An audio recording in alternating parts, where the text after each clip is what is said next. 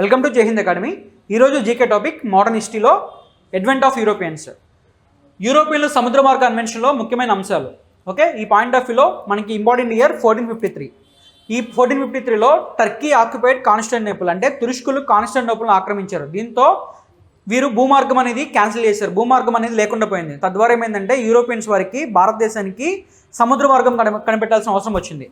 ఈ point of వ్యూలో next candidate వచ్చేసరికి హెన్రీని ది గ్రేట్ నావిగేటర్ అంటారు. ఆ తర్వాత మనకి మెయిన్గా హెన్రీ ది గ్రేట్ నావిగేటర్ స్కూల్లో జాయిన్ అయిన క్యాండిడేట్ వచ్చేసరికి బార్తలోమా డయాజ్ వచ్చేసరికి ఒక పేరు పెడతాడు. దానికి వచ్చేసరికి కేప్ ఆఫ్ స్టార్మ్స్ అని పేరు పెడతాడు. ఆ తర్వాత రెండవ జాను కేప్ ఆఫ్ స్టార్మ్స్కి కేప్ ఆఫ్ గుడ్ హోప్ అని పేరు పెట్టడం జరిగింది. ఆ తర్వాత 1497లో వాస్కోడిగామా, పోర్చుగల్స్ దేశానికి సంబంధించి వాస్కోడిగామా 1497 మనకి మెయిన్గా జూలై 8వ తారీఖున 4 పడవల్లో బయలుదేరుతాడు. శాన్ గ్యాబ్రియల్ అని చెప్పి పడవలో వాస్కోడిగామా రావడం జరుగుద్ది.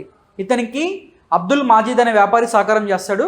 ఆ తర్వాత 1498 మే 17న వాస్కోడిగామా కాలికట్ చేరుకుంటాడు. ఓకే, ఇది